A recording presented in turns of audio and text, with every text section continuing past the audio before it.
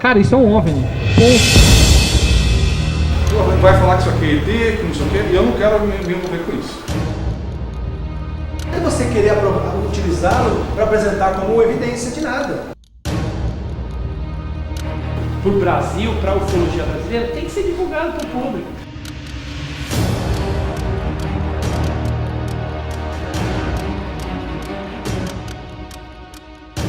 As pessoas não querem entender o fenômeno.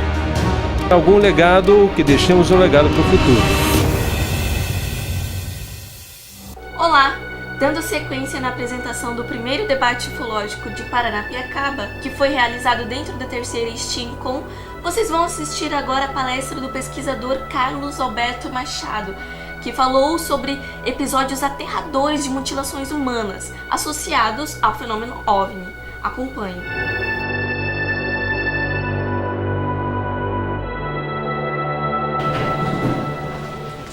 Bom, gente, meu nome é Carlos Alberto Machado. Eu pesquisei ufologia, eu usei o termo passado porque eu tenho uns anos aí que eu parei de fazer isso, mas eu fiquei mais de 30 anos pesquisando o assunto, né, e me meti nessa steampunk agora, faz uns 7 anos, mais ou menos. E por conta disso, o pessoal nem sabia que eu estava envolvido, acho que só o Cândido que eu comentei alguma coisa sobre esse meu trabalho. Em 97 eu pesquisei aqueles casos de chupacabras que ocorreram no Brasil, cerca de 25 km da região onde eu moro em Curitiba, no Paraná. E quando eu fiquei sabendo desses casos, quando eu estava fazendo a pesquisa dos chupacabras que rendeu um livro, rendeu vídeo, comentário, eu tomei conhecimento de um caso, inclusive através do Edson, que está aqui, de uma pessoa que tinha sido mutilada, e achei interessante ir a fundo atrás desse caso e fiquei pensando, se existe esse caso, não existem outros, né? E rendeu mais um livro, que vai sair esse ano, espero, pela editora Estronho, lá de Curitiba, São José, que era de Minas Gerais, uma editora que se interessou pelo assunto. E, enfim, eu montei esse grupo aqui, o CIPEX, que ele, apesar de eu não estar mais pesquisando, ele continua existindo desde 82. Nós sempre estudamos ufologia, criptozoologia, parapsicologia, astronomia, e temos um portal ufológico Fenômeno, para quem quiser conhecer. Se vocês entrarem na internet, vocês vão ver lá. Fenômeno é o nosso portal. Eu acho que é o portal que tem mais documentos oficiais catalogados, né? Eu acredito que sim. Documentos catalogados, acho que é o Fenômeno que tem mais documentos. O Jackson Camargo, que é um rapaz do grupo que continua administrando e tocando as pesquisas do grupo. Aqui eu coloquei uma foto de alguns pesquisadores que investigaram mutilações humanas comigo, o Fábio Avoli, que pena que não dá para ver direito, o Edson, que está aqui na frente, filmando, dá só olhar para ele que é mais fácil. A Encarnação Zapata, que também não está aparecendo direito, parece uma mancha. Ela pesquisou o caso do Guarapiranga, que eu não vou comentar, porque eu tive que fazer uma seleção de casos para mostrar para vocês. E o Saga, que é um amigo do Edson também, lá de Peruíbe, que descobriu esse primeiro caso que a gente investigou. Tem a Roseli Vaz, que também foi atrás, de São Paulo também, e o Paulo Aníbal, os dois são de São Paulo, ele é biólogo e ela mora no interior. Eles também se interessaram por casos desse tipo que vocês vão ver aqui, são envolvendo pessoas que morreram de forma estranha e a polícia brasileira não conseguiu identificar, não conseguiu descobrir as causas desses casos. Então as imagens são fortes, apesar que elas estão fraquinhas, né? Então não são tão fortes assim. Pedro Toledo, então, como eu estava falando para vocês, foi o primeiro caso que eu me envolvi atrás disso, junto com o Edson, né? Nós fomos até aquela região, o litoral de São Paulo aqui. Então o caso de Pedro Toledo ele ocorreu em 94. Também eu chamo ele no meu livro de O Homem que Morreu Solitário. Ele estava dentro de casa e morreu sozinho. Eu já vou mostrar as imagens dele, trancado do lado de dentro de casa. O policial que pesquisou o caso, que investigou o caso na época, o policial de investigação, é esse rapaz que vocês estão vendo aqui sentado do meu lado. Ele já estava aposentado da polícia nessa época, polícia civil.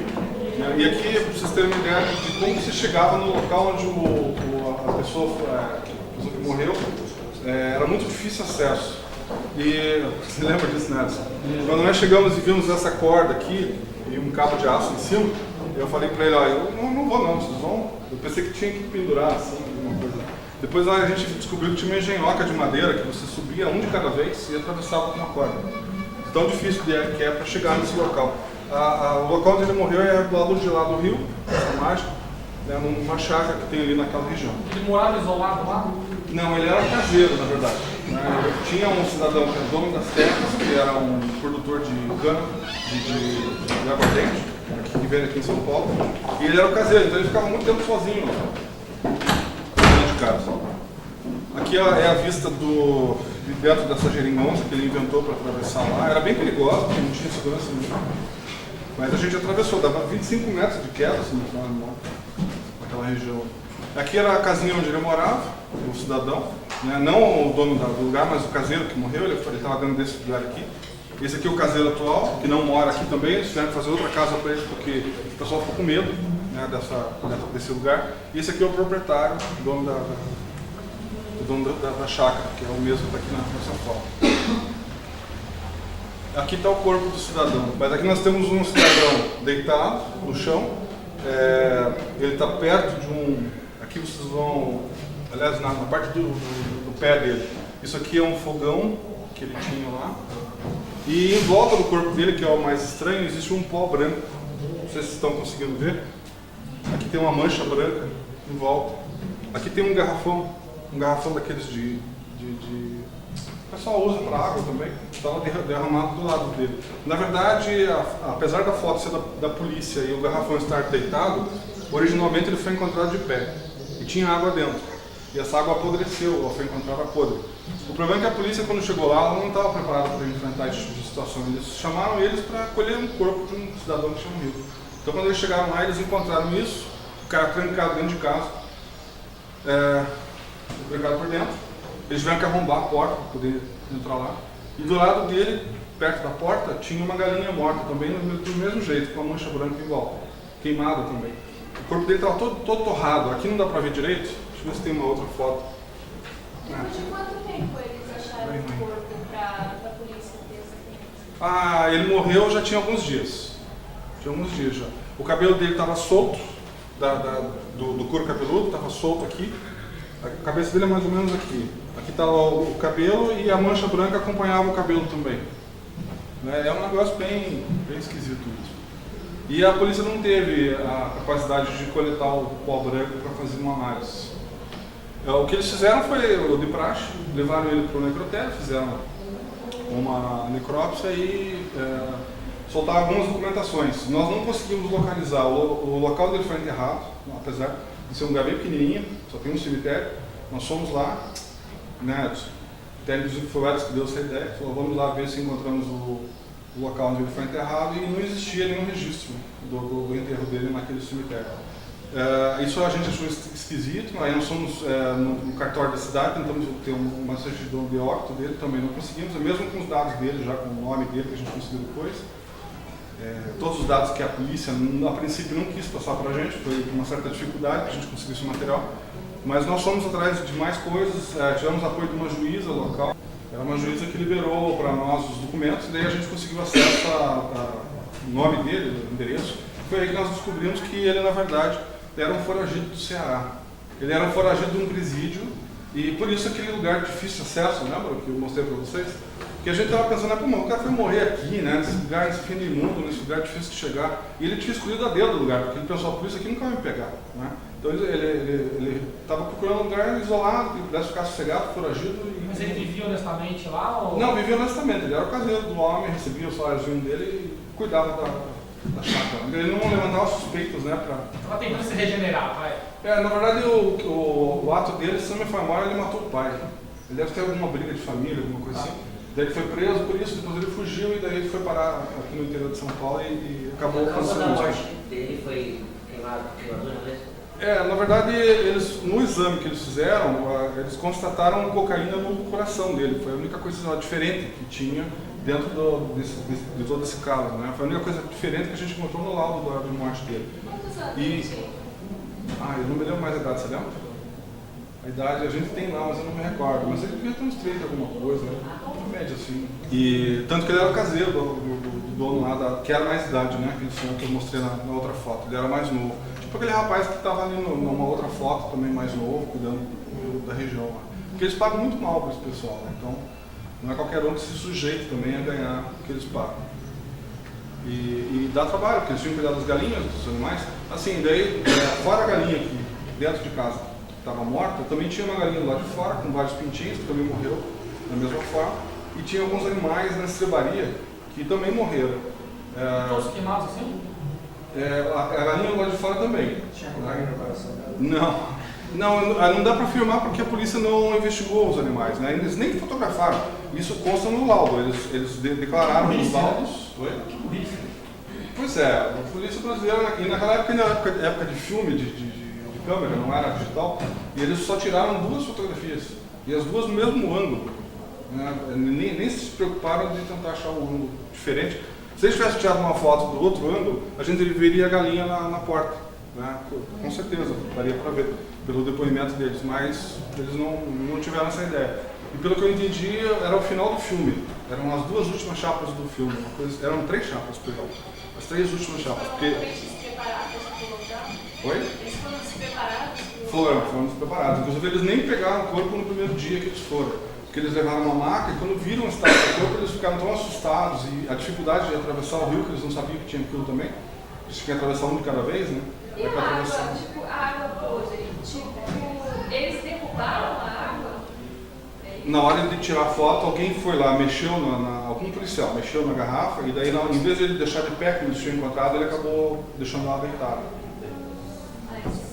A última foto é do pé dele. Perdão, da vitrificação, você vai falar sobre isso? Na verdade, não dá para afirmar que ele estava vitrificado. Isso aí é o Saga que andou falando. O que ele estava era queimado, era uma queimadura muito grande, né? Tanto que quando eles pegaram aqui para carregar o corpo dele, ele quase que se desmanchou nessa parte do pé, né? De tão queimado que ele estava. Sabe porco a pururuca, que fala, né? Ele estava daquele jeito, né? Pra vocês terem uma noção. Agora, o que é mais curioso nesse caso é que apesar dele estar queimado a esse ponto, a roupa dele não estava. E dá pra ver a cor da roupa, dá pra ver a cor da camiseta e aqui no Bahia, infelizmente, não é possível. Mas ele estava usando uma camiseta amarela de manga curta e um short vermelho. E por baixo da roupa estava queimado o corpo também? Estava queimado. E ele tinha um triângulo no peito. Uma espécie de triângulo, pelo menos é isso que dá pra ver na foto. Eu levei um físico comigo para analisar, ver se não era raio, enfim, a gente tentar eliminar possibilidades, né, científicas. E o físico até hoje não me perdoa ter levado ele lá. E eu acho engraçado porque ele pedia para levar nesses casos, eu falei, então tá, então vou te levar nesse. E daí ele até hoje ele tá lá, pô, eu não consigo explicar o que é aquilo, eu não dorme de noite por causa disso. Ninguém mora mais na casa que ele morreu. Não, nessa casa não, era uma casa de pau a pique, sabe o que é casa de pau a pique, né? Era feita com barro batido à mão. Não, e assim, pode... virou um por depósito. acaso, assim, pode ter uma explicação mais sobrenatural sobre o caso, ou não? Eu prefiro seguir o caminho científico, né? A gente estava tentando encontrar um raio, alguma coisa que tentasse explicar o que aconteceu com ele ali, né? Porque é muito estranho, né? Tipo, o cara dentro de casa. E os animais também. Mas tinha animal lá de fora, na estrebaria morte. Eu não dei os detalhes, faltaram uns 2 cachorros. Eles tinham 2 cães, os cães faltavam partes. Os cães estavam vivos, eles sobreviveram um bom tempo ainda. Eles morreram acho que 2 meses depois, uma coisa assim. E faltavam partes do corpo dele. Por isso que eles morreram, provavelmente por inflamação, né, por falta de cuidado, porque os órgãos ficavam expostos para fora.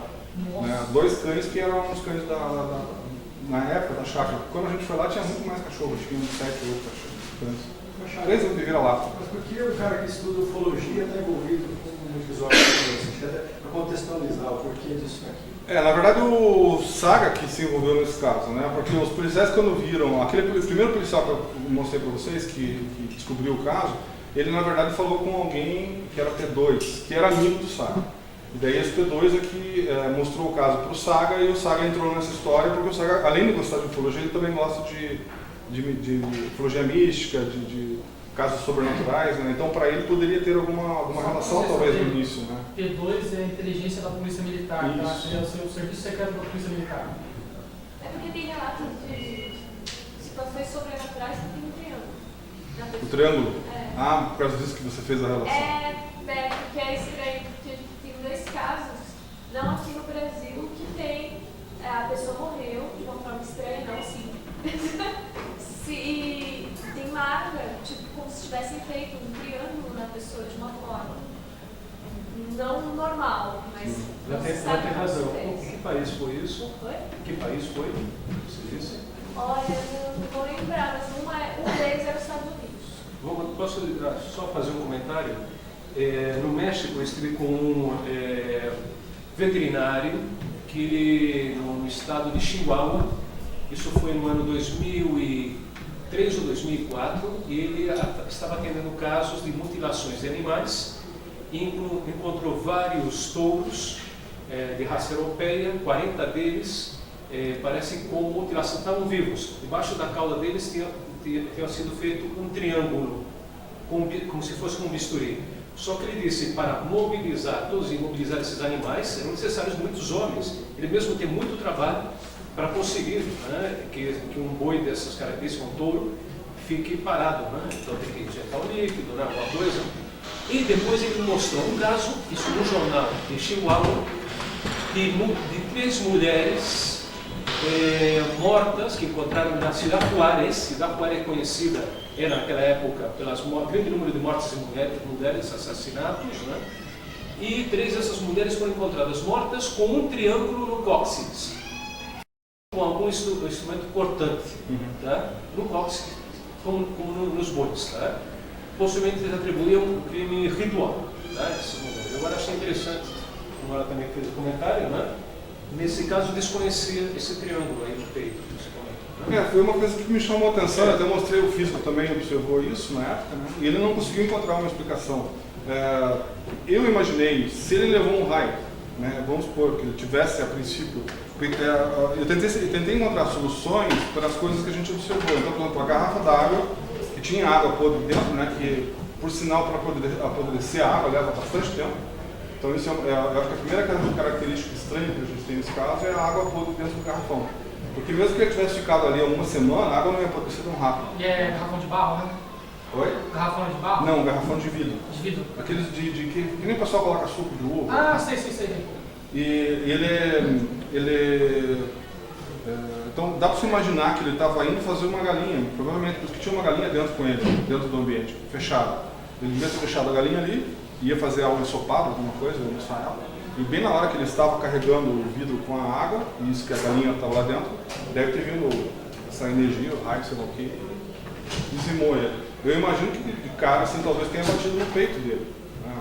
Mas ele caiu e continuou sofrendo alguma coisa, uma reação.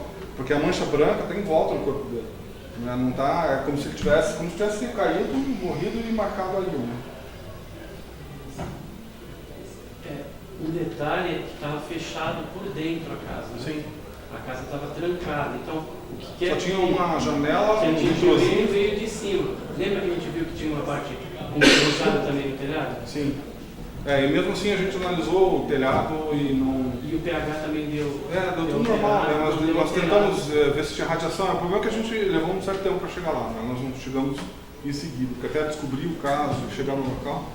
Mas nós fizemos eletromagnetismo, radiação, pH, salinidade, que você viu também, né? E eu peguei um pedaço da folha de zinco, levei para analisar com o físico, ele também não conseguiu encontrar nenhum vestígio de nenhum tipo de raio conhecido, pelo menos, né, que tivesse caído naquele telhado. E sobre avistamentos de OVNIs, vocês registraram? Sim, nesse caso tem eu acho que eu coloquei um slide mais para frente. O Edson, inclusive, que me arrumou o jornal da época. Esse é de combustão espontânea. Sim, aqui eu coloquei alguns casos de combustão humana espontânea, porque as pessoas têm costume de confundir esse caso com combustão. E os casos de combustão, geralmente, o que sobra são as extremidades, ou são as pernas e as mãos, apenas as pontas, né? Normalmente o resto do corpo é queimado e vira cinza. né? E é interessante que o fogo não se espalha, né, nesses casos. A pessoa morre e fica no local. Aqui tem vários casos de combustão humana espontânea. Pessoas que morrem geralmente sentadas numa poltrona. A maioria dos casos são europeus, né? Aqui o corpo todo queimado, só vê as extremidades. Daí aqui, inclusive, nós fizemos uma reconstituição, o SAG está fazendo a mesma posição que o cadáver fazia, a garrafa na posição correta, como os policiais confirmaram que foi encontrado no dia. E essa altura do campeonato, a casa já estava bem abandonada, inclusive, como já fazia tempo, vocês vejam, a parede já praticamente não existia. O dono foi substituindo, ele foi colocando só alguns, eu não sei nem como é que chama aquilo. Enfim, ele improvisou uma parede ali para não entrar muita água, porque virou um depósito, que ninguém mais usa o local. Aqui eu até coloquei algumas setas para mostrar as partes brancas, né, que a gente observou em volta de todo o corpo. E nós encontramos um casal também que morava perto, bem próximo da região, que foram vítimas de, pelo menos que eles admitem, né, que eram vítimas de raio. Eles sobreviveram, os dois. E eles moram próximos da região onde esse cidadão morreu. Então essa senhora, inclusive, ela deixou a gente tirar foto da marca dela. Ela tem quando você leva um raio, normalmente você fica com uma marca no corpo, né, se você sobreviver. E ela sobreviveu e tem uma marca bem feia, que pega toda essa parte aqui. Ela foi Uma cigarro de árvore assim, esfacanada, fica, né? Quase isso. E o marido dela foi na cabeça. Aqui eu tenho uma foto da cabeça mesmo, do crânio. Ele obviamente perdeu o cabelo, né, mas ele sobreviveu também. E dá pra ver toda essa mancha branca que vocês estão vendo aqui, mais essa parte aqui, são restícios do tal do raio que eles teriam levado. O Edson tem dúvidas se foi raio ou não. Eu tô na dúvida também, porque não é papel comum de acontecer o raio cair assim, com tanta frequência. Dois caras na mesma família tomar raio e os dois... Não é na mesma família, eles são vizinhos. Tá sendo mesmo raio. Foi na mesma ocasião? Mesma região, não foi na mesma... Não foi no mesmo separado, então, foi casos separados. A gente localizou esse casal, o pessoal comentou, a gente foi lá, eles praticamente a chácara do lado, aí nós pedimos permissão para tirar as fotos, eles deixaram. Eles não eram caseiros, eles moravam, não, eles eram caseiros também. Eram caseiros também, caseiros de uma chácara. Era uma família que era caseira, cuidava da chácara vizinha. Os donos das pequenas chácaras não acontecia esse tipo de coisa? Então, o Edson tomou cuidado de perguntar para esse casal na época, eu lembro, se eles estavam vendo objetos, e eles confirmaram que sim. Só que daí eles chamavam de mãe de ouro, eles davam outros nomes, bola de fogo, Aí eles realmente confirmaram que eles moravam perto de uma serra, tinha um morro próximo assim, e ela até apontava pra gente, mostrando o local onde ela costumava ver objetos coloridos passando lá perto, à noite, na casa dele. Posso fazer uma pergunta? Eles contaram onde eles estavam quando tomaram esse raio? Dormindo na cama, com mais duas crianças. As crianças não foram atingidas, só os dois adultos. Olha, vou te falar pela experiência que eu tenho na casa do vizinho de um amigo E meu. eles na cama, protegido dentro de casa, né? Quase como uma gaiola de fora dele, né? Então, é isso que eu estou achando, senhor, porque assim, não sei se você conhece São Paulo, aqui São João Clima, aqui do lado, um amigo meu, a casa da frente dele caiu um raio na casa. Na boa, essas casas são muito mais simples. A casa era de tijolo, arrebentou.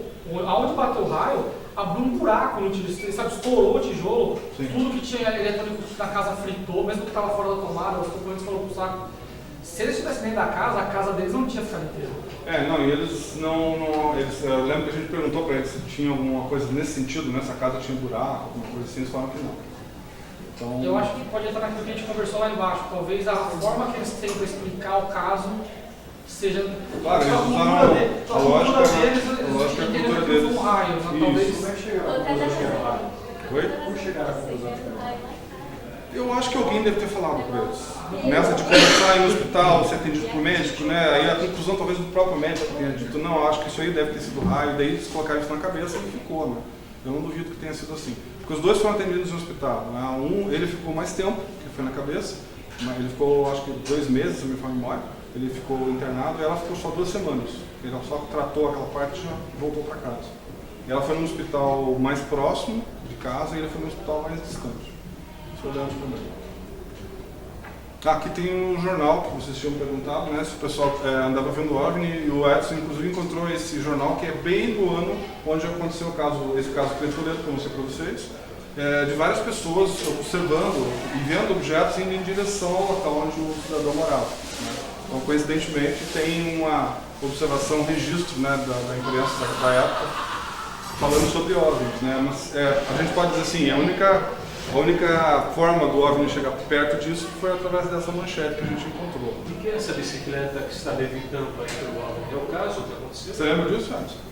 É outro caso. Teve vários casos lá de avistamento na época.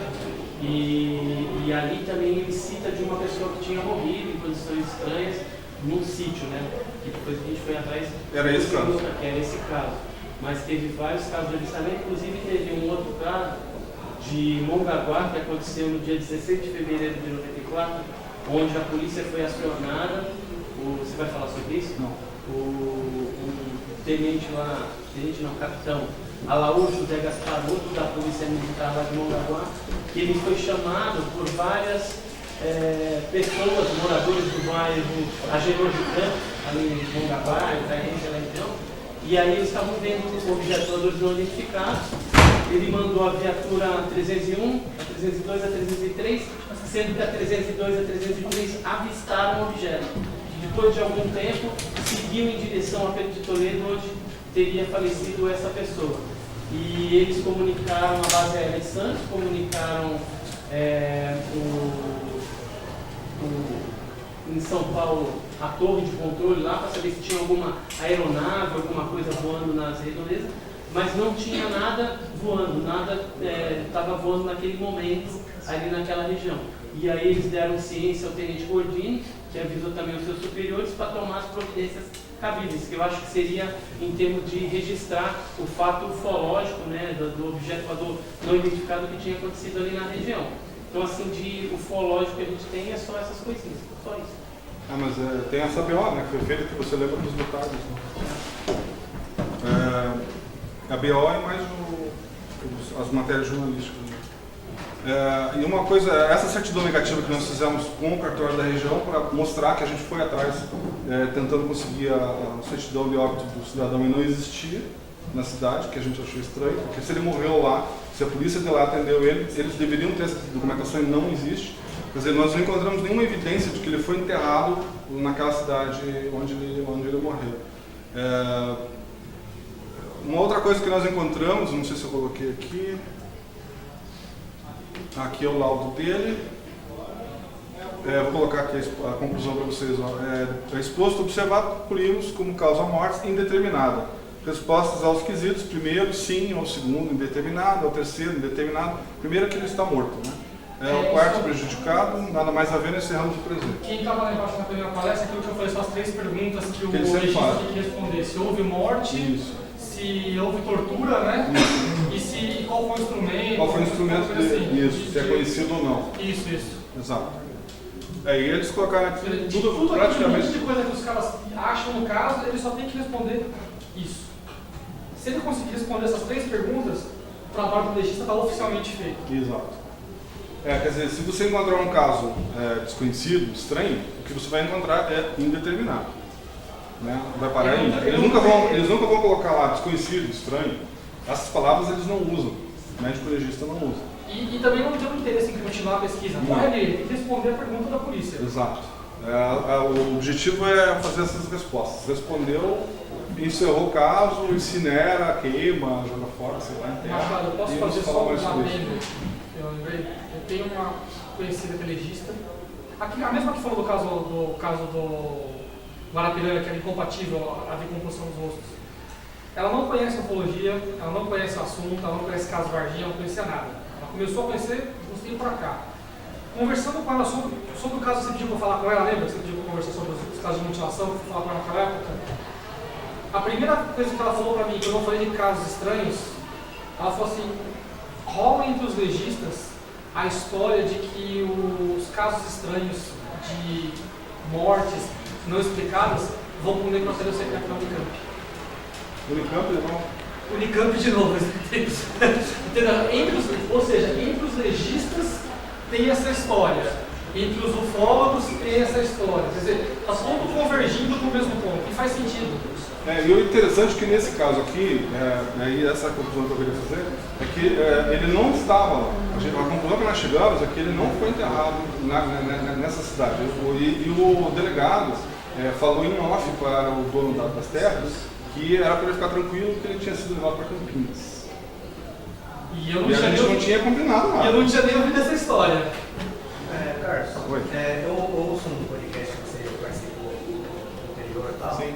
E num desses episódios você estava falando de chupacabras e tal. Se eu não me engano, você conseguiu algumas evidências físicas e tal, e foi encaminhado para o caneta também. O caso da... Não foi as minhas evidências que foram encaminhadas.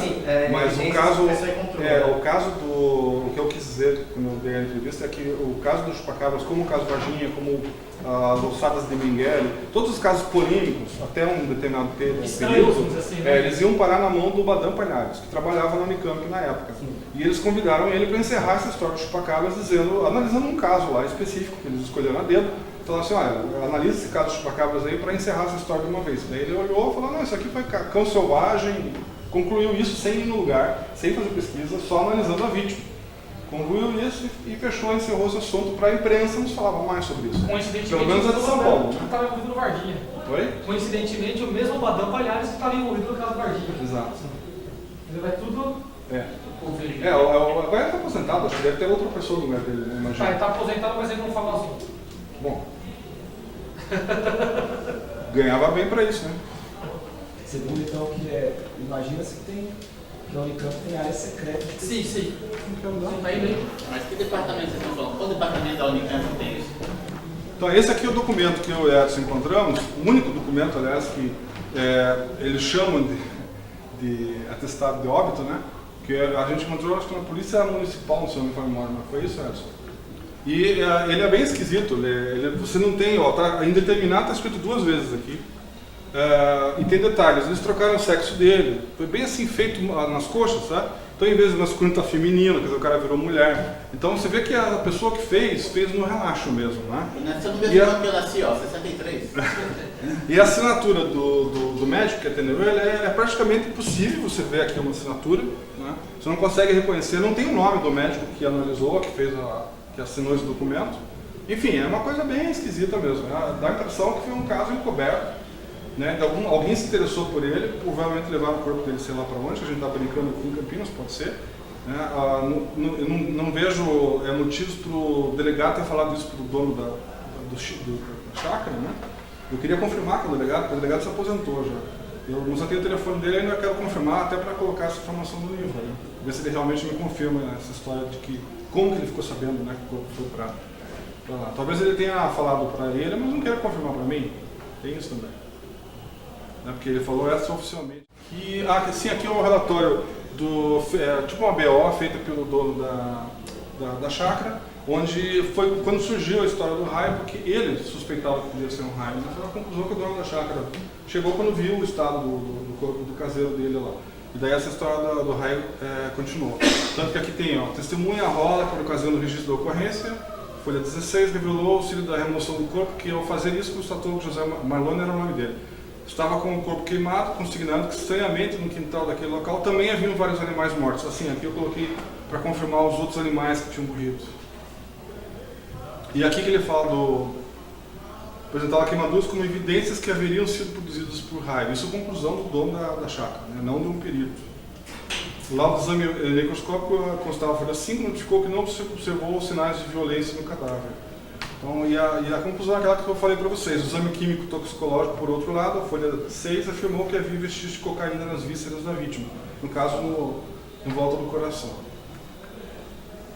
Bom, aqui já estou entrando em outro caso, para poder a gente chegar numa conclusão depois no final. Aqui eu já vou agora lá para o Rio Grande do Sul, a gente não está mais em São Paulo, um lugarzinho chamado Estância Velha. Isso foi em 95, eu conheci esse cidadão, é o senhor Olívio. Ele perdeu os 2 olhos, os 2 globos oculares inteiros e sobreviveu. Então o caso Olívio, ele também espantou muito a polícia gaúcha, gente, eles são muito organizados. Eu não quero falar mal da polícia paulista, mas se for comparar o inquérito, para vocês terem uma ideia, o inquérito do caso Rio Toledo, que eu mostrei para vocês, que foi meio relaxado o negócio, tinha 3, 4 páginas de laudo mesmo. O resto era encheção de linguiça. A gente tirou, acho que umas 40 cópias, mais ou menos, né? Esse caso aqui do livro tinha quase 1000 páginas, pra vocês terem uma ideia. Olha a diferença, né? Eu tive que ler as 1000 páginas para poder, inclusive, saber de todo o conteúdo do caso. Esse está bem mais detalhado. Né? A polícia realmente fez o serviço dela. Eles foram, investigaram e tentaram descobrir uma solução para o caso. Aqui aconteceram várias coisas curiosas. Né? Primeiro foi o envolvimento de um ufólogo, do Hernan Mustágio, que pesquisou esse caso, assim como o Saga e o Edson primeiro, né? E eu acabei me envolvendo. Aqui é o Hernan, que ficou interessado. O Hernan é de Santa Maria, ele tem o único museu, que eu saiba, de ufologia do Brasil, museu mesmo de astronomia, de astronáutica e ufologia. E é um museu de verdade, um museu que recebe financiamento do governo e funciona como um museu. Eu fui lá, tive o prazer de conhecer.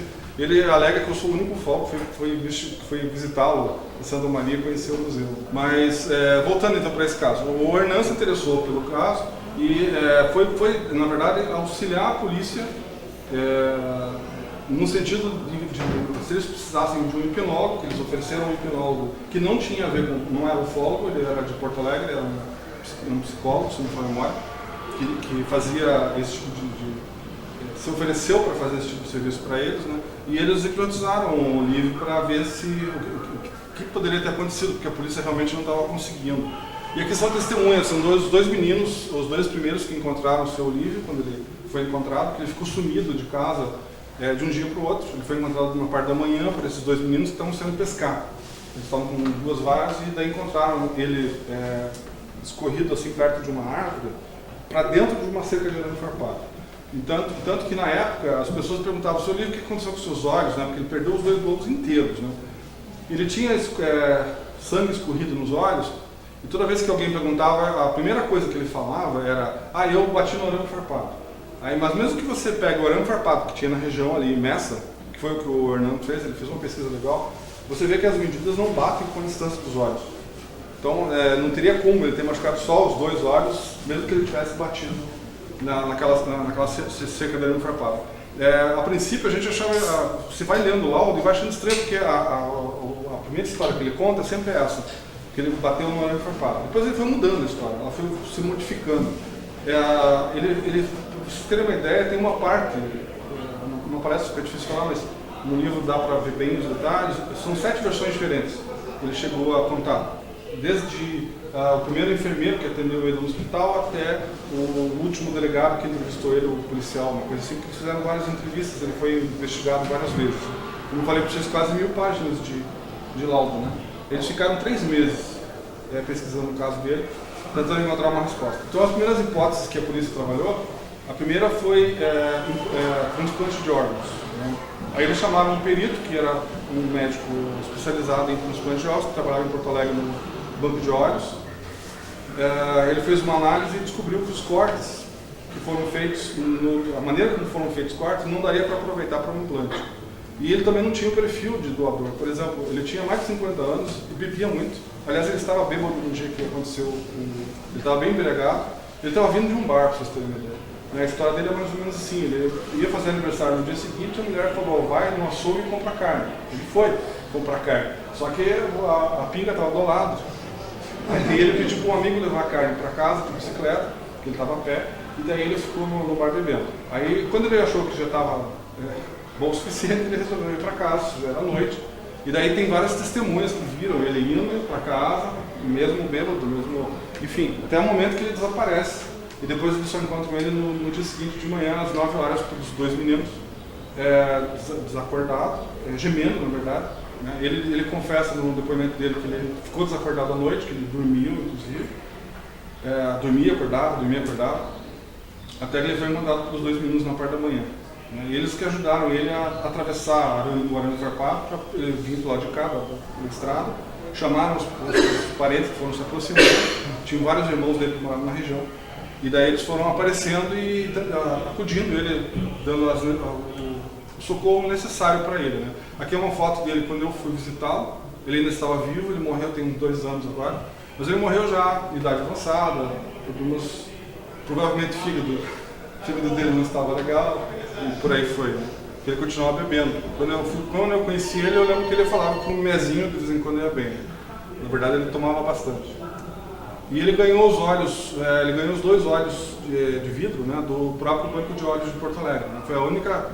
Ele só conseguiu isso, ele abriu uma indenização contra o Estado, mas ele perdeu a indenização, ele não conseguiu ganhar. E ele só recebeu uma aposentadoria de saúde. Aí são os 2 olhos de vidro, ele tirou o óculos para mim, para mostrar que ele estava usando. Ele deu um aspecto mais normal, né, porque ele só tinha 2 buracos. Mas esse caso ele foi muito polêmico, acarretou problemas com os médicos que atenderam ele, porque ele foi atendido em 2 hospitais, hospital da região, Distância Velha, onde ele morava, e depois num hospital em Porto Alegre. No primeiro hospital eles fizeram uma limpeza que não foi considerada adequada. No segundo chegaram até a acusar o médico do primeiro, o médico teria feito isso com ele, o que não é verdade, porque tem testemunhas que encontraram ele com o sistema escorrido e por aí vai. Mas o caso dele é bem polêmico. Quando concluíram que não era transplante de órgãos, né, eles eliminaram essa hipótese, eles tinham que partir para outra. Né? Aí a próxima hipótese que eles tinham na época era bruxaria. Aí o problema da bruxaria é que na Instância Velha não tem nem centro espírita. E daí eles começaram, mas como é que a gente vai trabalhar com essa hipótese se não existe uma pista que leve para esse lado? Né? Até que o delegado parece que não gostava muito do prefeito da cidade, e ele descobriu que a mulher do prefeito gostava do Paulo Coelho. E daí ela virou bruxa. Isso está nos jornais. Paulo Coelho, o jornalista lá que gosta de misticismo. Aí o pessoal, o alquimista, escreveu vários livros assim, que ganharam até best-seller. E daí ela foi acusada e nisso o prefeito se envolveu na história e a coisa virou política. Né? Então você vai acompanhando os jornais e o laudo, você percebe que realmente a coisa se complicou por lado do prefeito. E daí o prefeito até foi fazer uma visita ao seu Olívio, pedindo desculpas para ele pela acusação que estavam fazendo, que era infundada, e ele concordou, ele falou que não tem nada a ver, isso aí não foi o senhor. E daí nessa altura do campeonato ele estava na 7ª versão, que era a versão de um Fusca azul, onde tinham 3 pessoas dentro que deram carona para ele e ele teria sido espancado lá dentro. E daí eles levaram ele para um lugar e ele desacordou, e quando acordou estavam assim os 2 glóbulos dele, né? Enfim, essa era a versão que ele ficou até, vamos dizer assim, até a morte dele, talvez. Acontece que lendo os laudos, apareceram circunstâncias muito estranhas. Uma delas, aqui está o hospital onde ele foi atendido, aqui as costas, assim. Aí depois de um certo tempo, já quase um ano depois do caso, foi quase um ano, não, perdão. Acho que foram 5 ou 6 meses. Ele estava dando uma entrevista para 2 policiais que já nem estavam mais investigando o caso, era só uma entrevista corriqueira, porque eles já não tinham concluído nada. O prefeito já tinha saído da história e o delegado tinha mudou o delegado 3 vezes da investigação. Aí eles descobriram que as costelas dele estavam quebradas. Agora, aí vem aquela pergunta, mas por que ele não reclamou das costelas quando ele foi atendido no hospital na primeira vez? Ele só reclamou das costelas bem depois. Eles descobriram que elas foram quebradas na época. Foi a conclusão dos médicos. E algumas costelas, eu não me lembro agora exatamente quais, mas era tipo 3, 4 costelas, né, de um lado. Elas estavam todas quebradas. Bom, aí ele foi tratado para dor, aquela coisa toda. Aqui eu só coloquei mais ou menos para vocês terem uma ideia, né, o que seriam as costelas e mais ou menos onde que foi quebrado. Porque esse caso aqui na verdade é um outro que eu vou mostrar mais tarde. E aqui é uma zorba que ele estava usando no dia, a cueca. Não, obrigado. E eles fizeram uma análise posterior da cueca dele e descobriram que nessa região aqui de baixo existiam manchas de sangue. Aí eles foram analisar e conseguiram concluir, através dessa análise, que ele teria sido estuprado. Aí você fica pensando, bom, se ele foi estuprado, aí tem aquelas histórias dentro da ufologia, a gente conhece a tal da sonda anal, né? Aí eu fiquei pensando, se tiver alguma relação com ufologia, poderia ser esse o caminho. Claro que a polícia não vai por aí, né? O caso Guarapiranga também tinha. Oi? O caso Guarapiranga também tinha buraco no ânus. Ali tem até extração, né, do ânus. Mas nesse caso aqui eles encontraram essas manchas de sangue na... Bom, aí eles foram atrás de 2 amigos dele, amigos de idade, que eram bem amigos dele, que não tinham nada a ver com o caso anteriormente, entrevistaram eles e descobriram que para esse amigo, para um deles na verdade, ele confessou que ele tinha sido estuprado. E é por isso que ele mentia as versões, porque ele tinha vergonha de falar o que realmente tinha acontecido. Só que ele tinha concluído, do mesmo jeito que você perguntou como é que ele concluiu, como é que o casal sabia que era um raio, ele concluiu que foi estuprado porque ele sentiu isso depois, entendeu? Mas ele não lembra disso. E a hipnose que ele fez, que eu acabei não dando os detalhes para vocês, na hipnose, ele fala que vocês têm que lembrar eu esqueci de falar do conhecimento que ele tinha, era muito limitado, ele não tinha televisão em casa. Isso eu confirmei quando fui lá, mesmo depois de alguns anos. Ele só tinha um rádio de pilha que ele escutava, que ele gostava de ouvir futebol, então o conhecimento dele era muito precário. Pessoal simples mesmo, ele vivia de carpir, terreno dos vizinhos ali, e gastava dinheiro bebendo, né?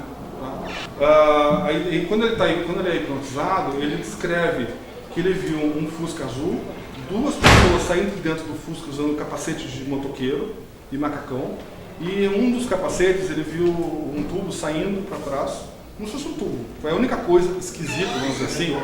Oi? O Fusca é redondo. O Fusca é redondo. Então, percebam, ele usou os termos que ele conhecia para explicar o que aconteceu com ele, né, o que ele lembrava, né? E, então ele não ouvia falar de escovador, de ufologia, de astronáutica, enfim, essas coisas.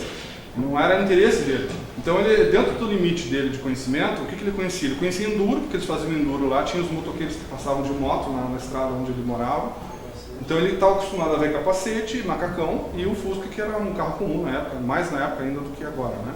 Ainda eu tenho um Fusca, né? Só não é azul.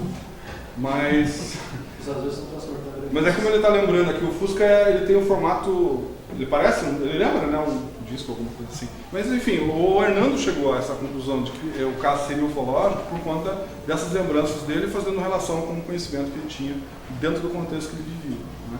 E daí, levando em consideração esse detalhe que o Hernando não divulgou, né, ele nunca divulgou isso aqui só quem tem acesso ao laudo. O Hernando vai pular dessa altura quando souber que eu descobri, porque ele não sabe.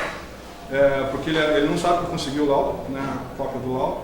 Eu sei que ele tem, porque o pai dele era médico, ele conseguiu o laudo por conta disso, mas ele nunca revelou esse detalhe, né? Eu não sei se ele não revelou pensando que talvez não tivesse a ver com ufologia, porque eu ainda acho que ainda pode ter, né, como eu acabei de comentar, mas também pode não ter, né? Até uma das hipóteses que eu trabalho para tentar explicar isso, com relação às lembranças dele, tirando a hipnose, esqueçam a hipnose agora um pouco, lembre-se que aí tem mais um detalhe, ele é negro, vivia num lugar cheio de alemães. Vamos ver se vocês conseguem raciocinar onde é que eu quero chegar. Cheio de alemães, europeus, descendentes, e ele tinha uma particularidade, como eu falei, que os negros normalmente não têm. Ele falava muito bem alemão. Ele conhecia o idioma dos alemães. Ou seja, não existia nada que um alemão falasse em um bar ou em uma venda que ele não entendesse. Ele sabia muito bem o que as pessoas estavam falando. Aí você pode pensar, né? Poxa, mas onde é que eu estou querendo chegar com isso, né? Vocês já ouviram falar em Ku Klux Klan? Pois essa é uma das hipóteses que eu trabalho, que a polícia não trabalhou. Né? Analisando todo o processo do caso dele, você pode concluir que um grupo de pessoas que não gostavam dele por conta dele saber a língua deles e por serem racistas, né, ao extremo, chegaram ao ponto de fazer. Porque ele fala em máscaras, ele fala que quando ele foi levado dentro do Fusca, eles usavam máscaras, isso ele chega a mencionar também, que eu esqueci de falar. Ele faz essa relação, aí ele não fala de capacete, ele fala de máscara. Aí, improvisado, ele falou de capacete. Então a gente começa a analisar todos os meandros, né? Eu deixei as duas possibilidades em aberto, né? Tanto a ufológica quanto essa que eu acabei de colocar para vocês, né? Eu acho que não dá para descartar nenhuma delas. Mas a polícia parou de investigar aí, porque, como eu falei antes, entrou o prefeito na história, daí o prefeito não gostou, claro, procurou acho que o governo, provavelmente, do lado de Santa Catarina, e eles entraram com um delegado superior, um delegado federal, uma coisa assim, mas é que deu uma instância superior que ele tirou os 2 delegados que estavam pesquisando o caso da história e encerrou o caso uma semana depois. E daí nos falou mais sobre o caso do Olívio lá em Porto Alegre. E sim, daí nós temos um caso aqui em São Paulo, na verdade em Cubatão, que o Edson também descobriu, que eu achei interessante, que é de um lenhador que desapareceu. Até eu acho que ele podia me ajudar até falando um pouco sobre a conclusão depois do que você me falou hoje, que você não encontrou lá a documentação. E eu pedi para ele, porque eu falei, olha, para mim colocar esse caso no livro, eu gostaria de alguma coisa mais substanciosa, como tem nos outros casos, os laudos, os documentos. delegado, enfim.